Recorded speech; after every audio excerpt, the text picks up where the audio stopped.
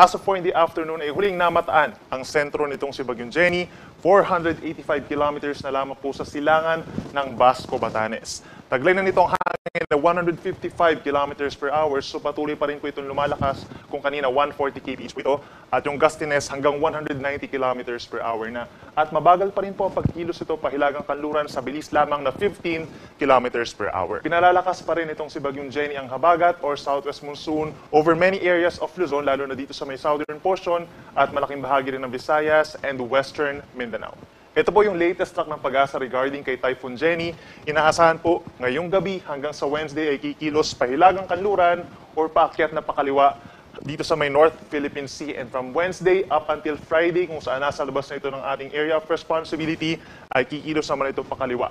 Inaasahan pinakamalapit itong si Bagyong Jenny dito po sa Batanes sa araw po ng Wednesday, and that's tanghali po. Nasa less than 200 kilometers lamang po mula dun sa mata nito si Jenny, yung Batanes. So inaasahan po yung direct effect ng ating mga kababayan sa Batanes and even Babuyan Islands ng nasabing bagyo. Inaasahan naman po tatawid dito sa may southern portion of Taiwan itong si Bagyong Jenny pagsapit po ng Thursday ng madaling araw hanggang tanghali, and then pagsapit po ng gabi ng Thursday ay lalabas na dito ng PAR papunta po dito sa may southern portion of China kung saan patuloy itong ihina. Inaasahan po yung ating peak intensity. Kung ngayon po ay nasa 155 kph po ito, by tomorrow posibleng umabot pa ito sa 165 kilometers per hour yung maximum sustained winds niya. So mababa po sa ngayon yung chance na ito yung lumakas pa bilang isang super typhoon. But nonetheless, magiging isang malakas po ito na bagyo. Samantala yung ating diametro o yung kabuang lawak nitong si Bagyong Jenny ay nasa 560 kilometers po. So yung radius niya is nasa almost 300 kilometers po from the eye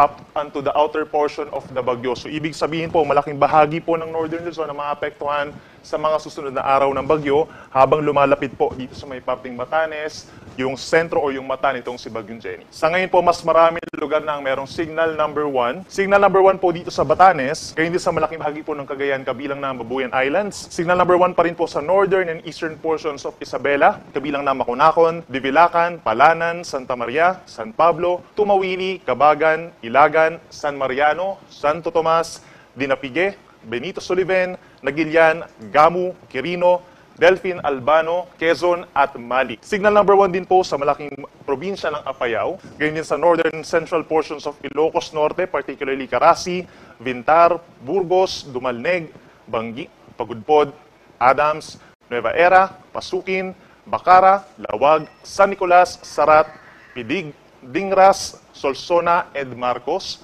Meron din po tayong signal number 1 dito sa northeastern portion of Abra, particularly Tineg, Lacub at Maligkong, at sa northern portion din po ng Kalinga, particularly Balbalan, Pinukpok, Rizal, and Tabo. So by tomorrow po, possible na yung mga malalakas na hangin in many areas of northern Luzon, at possible na madagdagan pa po yung mga areas dito sa norte na magkakaroon ng tropical cyclone wind signal number 1, at ilan pa sa mga bahagi ito, lalo na sa may extreme northern Luzon, ay posible mag-upgrade pa ito signal number 2, and worst case scenario, signal number 3. Base naman po sa ating latest satellite animation sa mga susunod na oras, yun pa rin pong eastern side of Luzon na magkakaroon ng direct effect ditong si Bagyong Jenny, pinaka-apektado ng mga pag-ulan at may kalakasan na rin na hangin dito po sa may Cagayan Valley, lalo na sa may Cagayan and Isabela, pababa ng Aurora, at magi dito rin po sa may Quezon Province. Asahan po yung outer portion itong si Jenny, magdadala ng mga pag-ulan, Camarines Provinces, and Catanduanes. Kita rin dito sa ating satellite animation yung mga magiging paulan ngayong gabi hanggang bukas ng madaling araw. Epekto po ito ng habagat or southwest monsoon na siyang pinalalakas ng bagyo. We're talking of Zamboanga Peninsula, Basilan, Sulu, Tawi-Tawi, malaking bahagi rin po ng Western Visayas, at dito rin po sa may Mimaropa, at even dito sa may Cavite and Batangas, possible din po yung mga pagulan dulot ng habagat. Other areas of Luzon, kabilang Metro Manila, may mga possibilities din po na mga localized thunderstorms na epekto na din po nitong si Bagyong Jenny, at yung habagat din po posibleng maka-apekto pa sa ilang bahagi ng western or central and eastern portions of Visayas. By tomorrow, direct effect na po ang mararanasan ng ating mga kababayan dito sa may extreme northern Luzon at mga kalapit na lugar, itong Cagayan, Apayao, and Ilocos Norte. Dahil meron na po itong signal number 1, possible po yung mapagbugso ng hangin at may kalakasan na ulan, lalo na po sa gabi hanggang sa susunod pa ng mga araw, Wednesday po ng hapon. Dito naman sa may eastern side of Luzon, asahan pa rin ang maulap na kalangitan Aurora, Quezon, and almost the entire Bicol region. Asahan pa rin po ang makulimlim na panahon na sasamahan ng mga pag-ulan, lalo na po sa hapon hanggang sa gabi. At patuloy ang epekto ng southwest monsoon over the rest of Luzon. At pinakamalalakas sa mga pag-ulan by tomorrow sa Zambales, Bataan. Ito rin po malaking bahagi ng Mimaropa, lalo ng Occidental Mindoro and Palawan. May paminsan-minsang malakas na ulan na posible magdulot ng mga pagbaha at pagguho ng lupa. At sa Metro Manila, huwag kalimutan po magdala ng payong. Possible pa rin ang maulang panahon by tomorrow at mas posible lumakas pa pagsapit po ng Wednesday. Sa ating mga kababayan po sa Visayas, pinakapektado ng habagat or southwest monsoon ang western portion, habang ang central and eastern Visayas, mostly cloudy skies naman, at makakaranas din po ng mataas na chance ng ulan as early as tanghali hanggang sa gabi. So walang direct effect coming from Bagyong Jenny. Habang dito sa Mindanao, patuloy ang generally bahagyang maulap hanggang maulap na kalangitan araw ng Martes at mataas pa rin ang chance ng mga pag-ulan sa Zamboanga Peninsula and Bangsamoro region na bahagyang epekto na rin po ng southwest monsoon. So yung mga magiging pag-ulan, lalo na dito sa may eastern side and central portions of Mindanao ay dahil naman sa localized thunderstorm. Please take note, itong mga lugar natin, meron tayong nakataas dito na weather advisory. And even dito sa may kulay blue, na direktang epekto po nitong si Typhoon Jenny, for the next 3 days po yan. So ngayong gabi hanggang bukas, magkakaroon tayo ng 50 to 100 millimeters ng mga pag-ulan or mga light to moderate with at times heavy rains over Batanes, Cagayan, and Ilocos provinces. Direktang epekto nitong si Bagyong Jenny.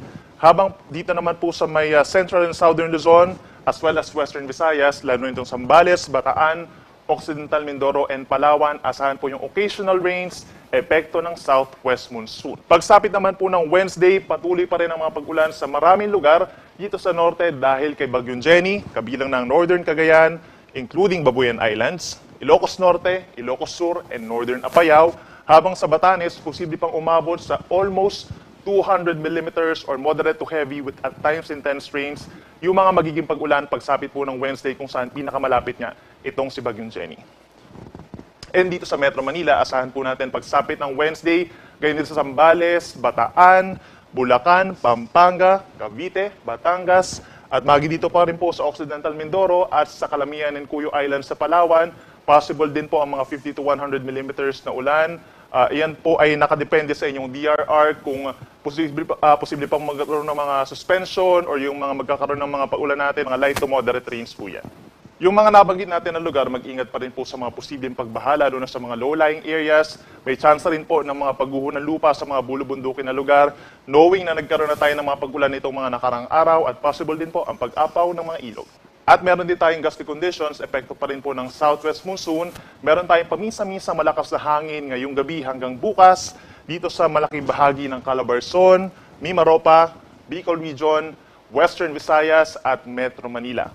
At pagsapit ng Wednesday, October 4, Metro Manila, possible pa rin po yung pabugso-bugsong hangin, epekto ng southwest monsoon. Hindi po nitong si Bagyong Jenny, gayon din ng Bataan, Southern Aurora, malaking bahagi pa rin ng Calabarzon at parte ng Mimaropa at Bicol Region. At panghuli, bukod dun sa ating ulan at hangin, meron din tayong babala sa matataas sa mga pag-alon para sa mga maglalayag nating kababayan.